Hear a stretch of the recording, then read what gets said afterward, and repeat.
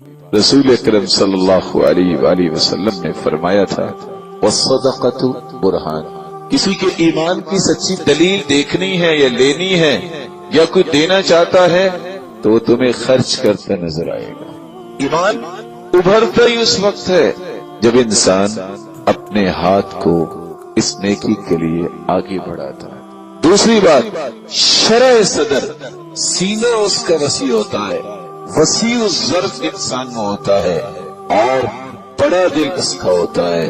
اس کو اللہ تعالیٰ بہت ساری رحمتوں سے نوازتے ہیں، قلبی پریشانیاں اس کی دور ہو جاتی ہیں جب وہ صدقہ کرتا ہے۔ عبد الرحمن بن عوف رضی اللہ تعالی عنہ اتنے بڑے تاجر اور ایک ایک مجلس میں 2,56,00,000 اور 35,000 پیش کرنے والے، وہ جب طواف کر رہے تھے تو طواف میں دعا ایک ہی بار بار کر رہے تھے، رب قنی شح نفسک، یا اللہ مجھے بخیلی سے بچا۔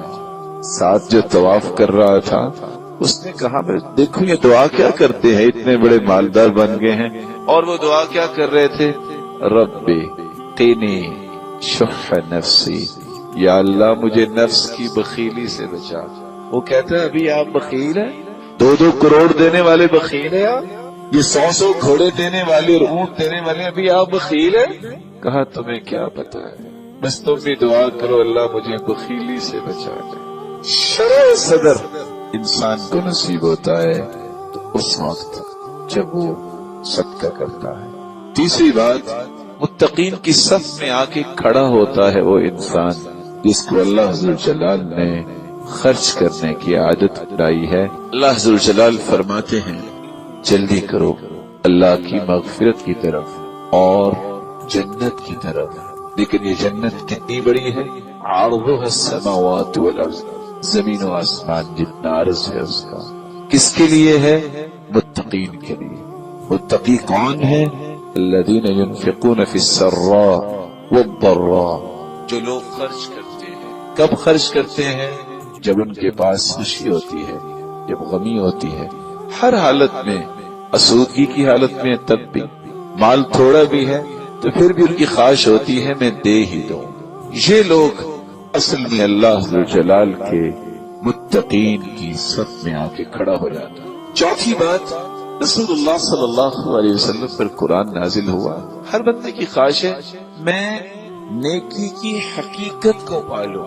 نیکی کی حقیقت کو پانے والا ہوتا ہی وہ ہے جو محبوب چیز رب کے سامنے پیش کرتا ہے۔ قرآن مجید کی آیت سنیے، اللہ کے رسول صلی اللہ علیہ وسلم پر نازل ہوئی۔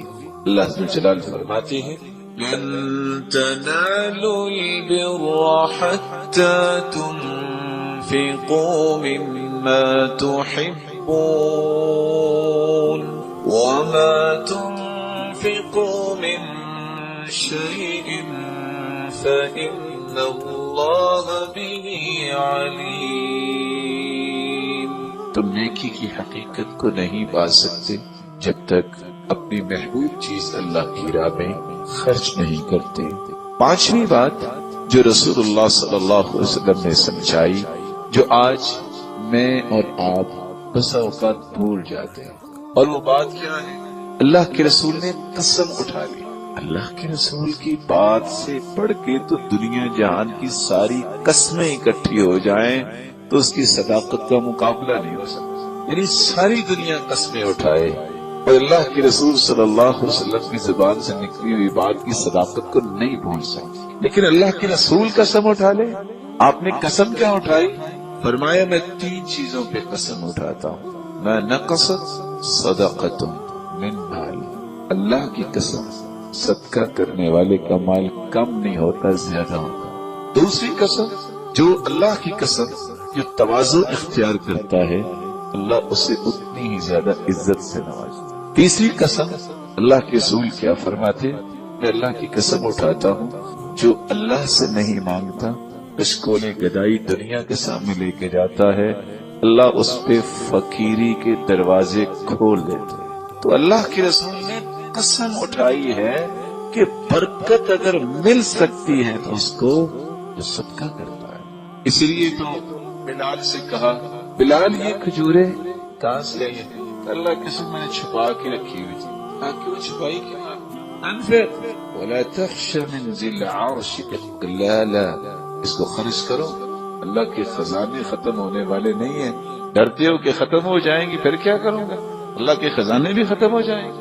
اس لیے اللہ کے رسول صلی اللہ علیہ وسلم نے اپنی زوجہ مطہرہ اپنی زوجہ سے کہا تھا اے ام سلمہ لا تعی فیعی اللہ علیک، گن کے نہ دیا کر، اللہ بھی پھر گن کے دے گا. گن کے نہ دیا کر، اللہ بھی گن کے دے گا.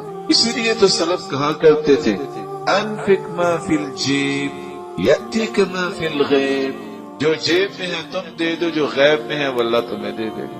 اس لیے چھٹی بات رسول اللہ صلی اللہ علیہ وسلم نے یہ سمجھائی تھی کہ ہم دنیا سے دعاؤں کے طلبگار رہتے ہیں. بھائی دعا کرو، کاروبار اچھا ہو جائے، کوئی آسانی ہو جائے. بھائی دعا کروا دینا ذرا فلاں سے کہہ کے کہ کوئی نوکری اچھی مل جائے. وہ کبھی بھول جاتا ہے، کبھی کرتا بھی ہے تو پتہ نہیں کیسے کرتا ہے، قبول ہوتی ہے کہ نہیں. صحیح بخاری مسلم کی روایت ہے، ادھر سورج نکلتا ہے، ادھر دو فرشتے آ جاتے ہیں جو آ کے دعا کرتے ہیں اللہم اعطی منفقا خلفا، یا اللہ جو تیری راہ میں خرچ کرتا ہے میں دعا کرتا ہوں وہ شام تک دعاؤں میں لگا رہتا ہے کہ یا اللہ اس کے مال میں برکت پیدا کر. اتنا بھی کہ خوش نصیب ہے جو منتیں نکالتا ہے لوگوں کی کہ میرے لیے دعائیں کرو، وہ کرے نہ کرے کچھ پتہ نہیں، اور یہاں کہتا ہی نہیں ہے، صرف خرچ کرتا ہے. اللہ فرشتہ بھیج دیتا ہے جاؤ سارا دن اس کی برکت کی دعا کر گیا. ساتویں بات رسول اللہ صلی اللہ علیہ وآلہ وسلم کو اللہ تعالیٰ نے یہ بات سمجھائی اگر تم مال کی حفاظت کرنا چاہتے ہو تو صدقہ کیا. ارشاد ربانی ہے، آیت سنیے وَمَا تُنْفِقُوا مِنْ خَيْرٍ فَلِأَنفُسِكُمْ، جو تم خرچ کرتے ہو نا وہ خرچ نہیں ہوتا، وہ تو محفوظ ہو گیا. روایت کے الفاظ ہیں، سلسلہ صحیحہ کی روایت ہے، بکری ذبح کی. اللہ کے رسول صلی اللہ علیہ وسلم نے فرمایا ما بقی منہا، کیا بچا ہے؟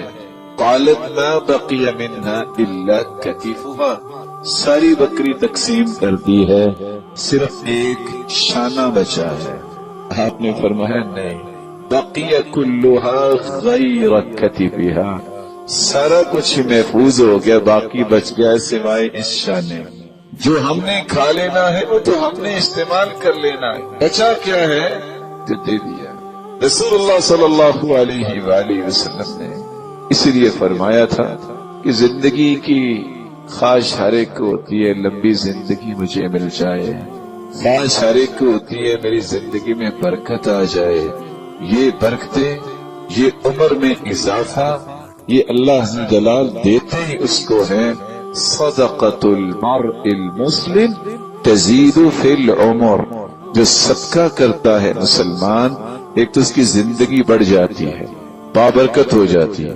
وتمنع میتۃ السوء، اور اللہ تعالیٰ اسے بری موت سے بھی بچا دیتے ہیں. ویذہب اللہ بها الفخر والکبر، صدقہ ہی انسان کے تکبر کو بھی توڑتا ہے اور فخر کو بھی توڑتا ہے، جیسا کہ عمر بن عوف بیان ہے. نویں بات، کب اجر جو ہے وہ 1 سے 10 سے 70 سے 700 سے انلیمیٹڈ بڑھتا ہے. ان رویوں میں سے ایک رویہ یہ صدقے کا بھی رویہ ہے. قرآن مجید کی الفاظ سنیے ان المصدقین والمصدقات واقرضوا اللہ قرضا حسنا یضاعف لهم ولهم اجر کریم. یہ صدقہ کرنے والے مرد ہیں یا عورتیں ہیں یا جو اللہ کو قرض دینا چاہتے ہیں اور قرض دیتے ہیں، اللہ ان کی اس صدقے اور قرض کو بھی بڑھا چڑھا کے واپس کرے گا. یہ تو کرے گا جو انہوں نے کیا. وَلَهُمْ أَجْرٌ كَرِيمٌ، اور عزت والا اجر اس سے الگ ہے. مَثَلُ الَّذِينَ يُنْفِقُونَ أَمْوَالَهُمْ في سبيل الله كمثل حبة أنبتت 7 سنابل في كل سنبلة 100 حبة والله يضاعف لمن يشاء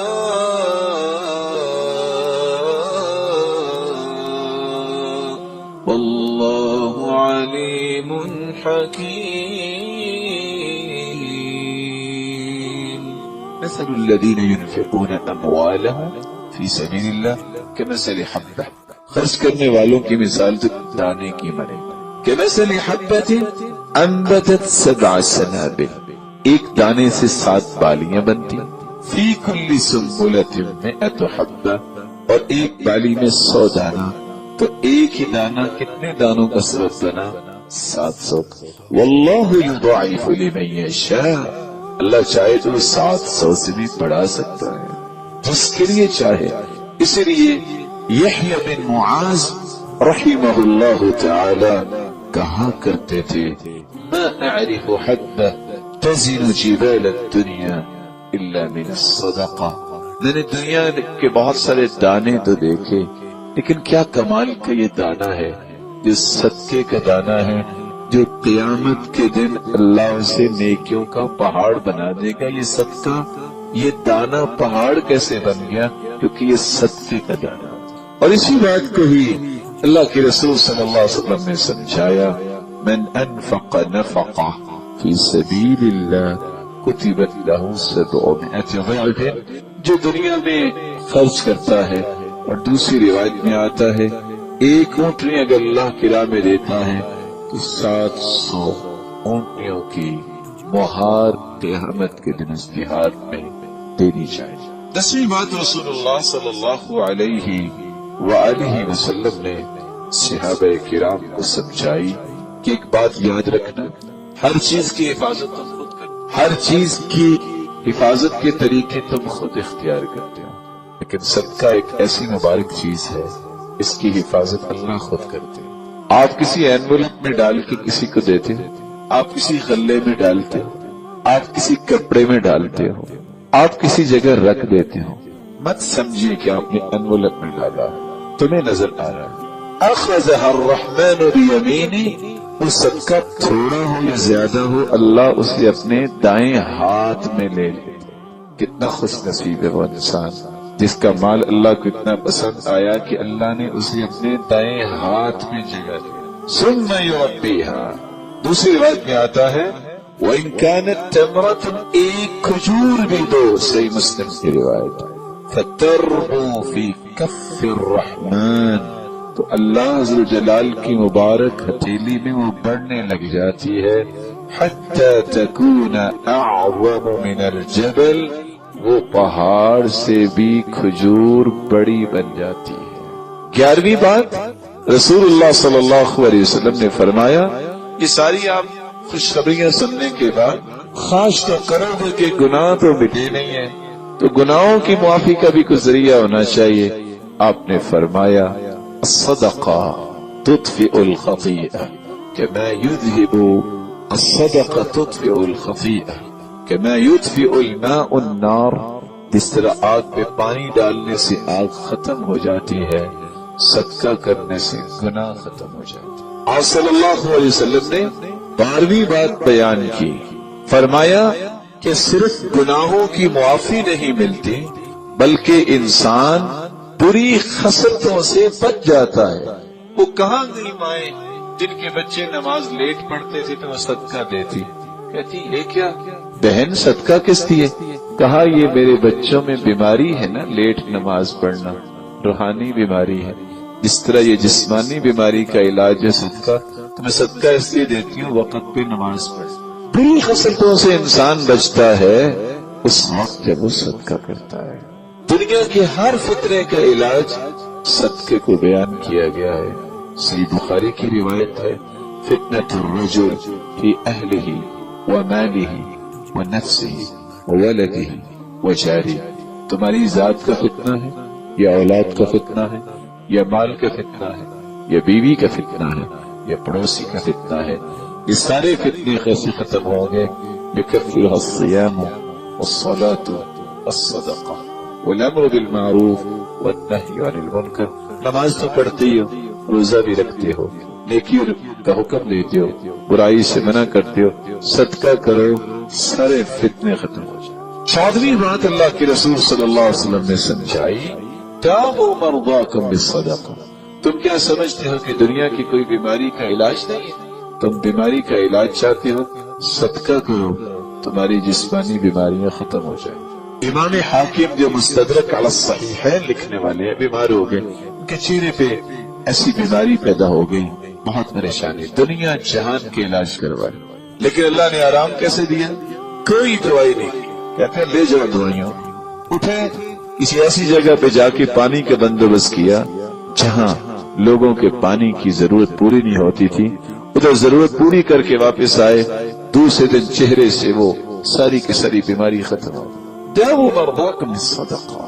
یہ 14ویں بات سمجھنے والی ہے، میری اور آپ کی ضرورت ہے. صدقہ یہ انسانی جسمانی بیماریوں کا بھی علاج ہے، اور روحانی بیماریوں کا بھی علاج ہے، اور قلبی بیماریوں کا بھی علاج ہے.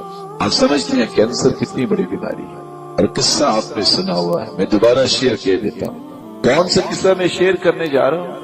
ایک شخص جس کو یہ پتا چل گیا کہ میرا کینسر آخری سٹیج پہ، ڈاکٹرز نے کہا کہ واپس بھی نہ جاؤ، ابھی کچھ امید ہے کہ علاج ہو سکتا ہے. کہا نہیں، مجھے ایک مرتبہ بچوں سے ملنا ہے، پھر میں علاج کروانے کے لیے آؤں. واپس آیا گھر، جا رہا تھا، بچوں کو بٹھا کے سمجھایا کہ بیٹا زندگی کا پتہ کوئی نہیں، تو آپ یہ اس بات کا خیال رکھنا. باہر نکلا تو ایک گوشت کی دکان پہ ایک عورت بیٹھی، گوشت کی بقایا وہ چربی اکٹھی کر رہی. پوچھا آپ کیا کر رہی ہیں؟ کہا بیٹا سال میں ایک مرتبہ اپنے بچوں کو میں گوشت کھلاتی ہوں، خامد فوت ہو چکا لیکن اس سال نہیں کھلا سکی، تو میں نے کہا چلو یہی لے جاتی ہوں، بچوں کو کچھ تو دے دوں، اس سے برداشت نہیں ہوا. کہا یہاں تک حالت پہنچی ہوئی ہے کہ صاحب سے کہتا ہے اس کو گوشت دے دو. کہا میرے پاس تو آج صرف ایک پاؤ رہ گیا ہے. کہا آئندہ سے جب بھی آئے اس کو گوشت دے دینا، پیسے میں دیا کروں. پاؤ اس دن لے گئے، وہاں سے تیاری کی، واپس ڈاکٹرز کے پاس پہنچا.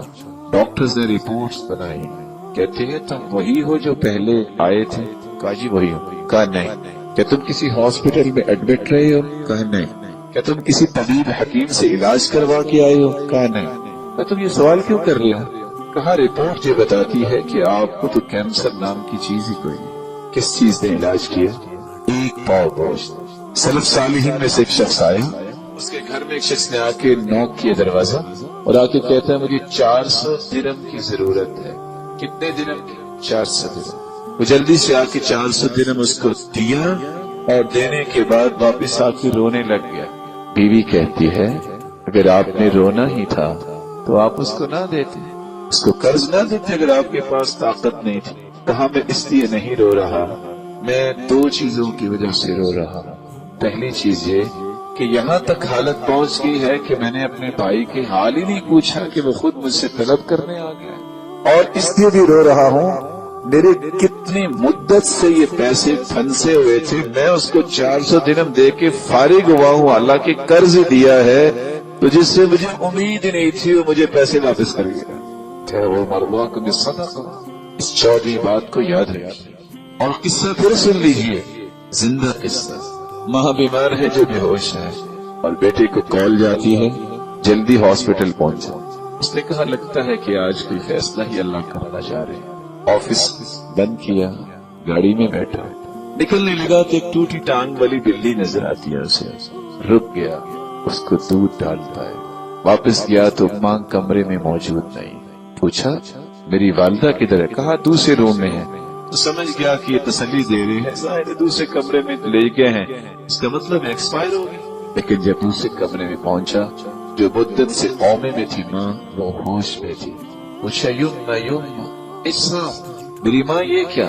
کہا بیٹا بس میں خواب میں دیکھا ایک ٹوٹی ٹانگ والی بلی نے دعا کی، اللہ نے مجھے صحت سے نواز دیا. 15ویں بات اللہ کی رسول نے یہ سمجھائی تھی، جسمانی بیماری نہیں قلبی بیماریوں کا بھی علاج ہے.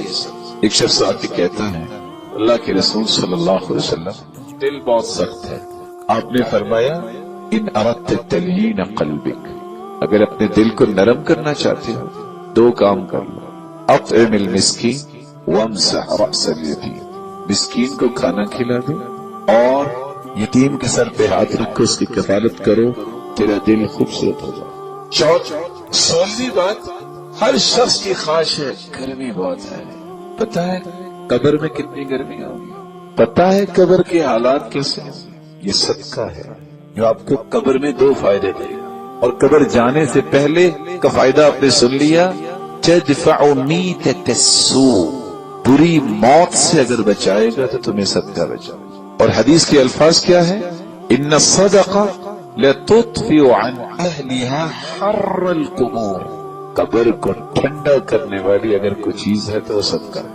بلکہ اس 16ویں بات کے ساتھ یہ بات بھی ملائیے، رسول اکرم صلی اللہ علیہ وسلم نے فرمایا جب بندہ مومن قبر میں جاتا ہے، فرشتے جب سوال کرنے آتے ہیں تو سوال کرنے سے رک جاتے ہیں. کیوں رک جاتے ہیں؟ جب سوال کرنے آتے ہیں تو مومن کے سر کی طرف نماز ہوتی، کہتی ہے اس کو سونے دو، تنگ نہ کرو. روزہ اس کے دائیں طرف ہوتا ہے، سوال نہیں کرنے دیتا. زکوٰۃ اس کے بائیں طرف ہوتی ہے، سوال نہیں کرنے دیتا. صدقہ اور نیکی کے کام اس کے پاؤں کی طرف ہوتے ہیں، ادھر سے آ کے سوال کرنا چاہتے ہیں، سوال نہیں کرنے دیتے. اس وقت تک جب تک وہ کہتے نہیں کہ ہم نے سوال ہی کرنے ہیں، یہ اللہ کا بندہ ہے، اس کے لیے تو انعام ہی ہے، کہتے ہیں ٹھیک ہے سوال کر. 17ویں بات، رسول اللہ صلی اللہ علیہ وسلم نے فرمایا تمہیں اگر قیامت کے دن شر سے نجات چاہیے، سب سے بڑی شرط یہ ہے کہ وہاں کی ہولناکیاں کیسے ہوں. فرمایا ظل المؤمن یوم القیامت صدقۃ، قبر سے نکلتے جاؤ گے، ساری دنیا دھوپ میں ہے، ساری دنیا پسینے میں ڈبکیاں لے رہی ہوگی، لیکن تمہارا صدقہ ہی تمہارے لیے امبریلا بن جائے. یہ مظلہ، یہ چھتری ایسی ہے، قبر سے باہر نکلو گے تو سائے میں نکلو گے. بلکہ فرمایا تصدقوا بصدقہ لشر یوم عسیر، اس مشکل دن میں اگر آپ اس کی شر سے بچنا چاہتے ہو تو تمہیں صدقہ کرنا ہے. اور پھر وہاں سے چلتے چلتے حساب تو دینا پڑے گا، لیکن اگر حساب دینے والے لوگوں کو، ان کی تکلیفوں کو تم یاد کرتے ہو اور خود کو بچانا چاہتے ہو کہ میں اللہ کے عرش کے نیچے چلا جاؤں، اس کے سایہ مل جائے، اس کے لیے بھی یہی کام ہے. من تصدق بصدقہ فأخفاها حتى لا تعلم شمال ما تنفق يمينه، ایسے صدقہ کرو دائیں ہاتھ نے جو صدقہ کیا ہے بائیں ہاتھ کو پتہ بھی نہ چلے. اور اس کے سائے کے بعد اگر تمہیں یہ چاہیے کہ جہنم کے قریب نہ جاؤ، اتقوا النار ولو بشق تمرہ، مہنگی سے مہنگی کھجور اجوا بھی آپ خریدیں تو 10 روپے سے مہنگی تو نہیں ہے. فرمایا بشق تمرہ، آدھی کھجور بھی تم اللہ کی راہ میں دے دو، اللہ اس کے بدلے میں تمہیں جہنم سے آزاد. بلکہ رسول اللہ صلی اللہ علیہ وسلم نے فرمایا اس دن اللہ ایسے غضبناک ہوں گے، جن پہ غضبناک ہوں گے اس سے پہلے اللہ اتنے غضبناک کبھی نہیں ہوں گے. اس اللہ کے غضب کو بھی ٹھنڈا کرنے کا کام جو ہے صدقۃ السر تطفئ غضب الرب، اللہ کے غصے کو ٹھنڈا کرنے والی چیز کیا ہے؟ خفیہ صدقہ کرنا. جس طرح جنت کے 8 دروازے ہیں اور دروازے بھی خوش قسمت لوگوں کے لیے ہیں، اللہ نے ان دروازوں میں ایک دروازہ جو ہے باب الصدقہ بنایا ہے. وَكَانَ مِنْ أَهْلِ الصَّدَقَةِ دُعِيَ مِنْ بَابِ الصَّدَقَةِ، صحیح بخاری کی روایت ہے ان لوگوں کو اسپیشل پروٹوکول کے ذریعے باب الصدقہ کے ذریعے جنت میں داخل کیا جائے گا. اللہ عز و جلال سے دعا ہے اللہ عز و جلال صدقے کے ان پہلوؤں کو سمجھ کر اس کو اختیار کرنے کی توفیق عطا فرمائے.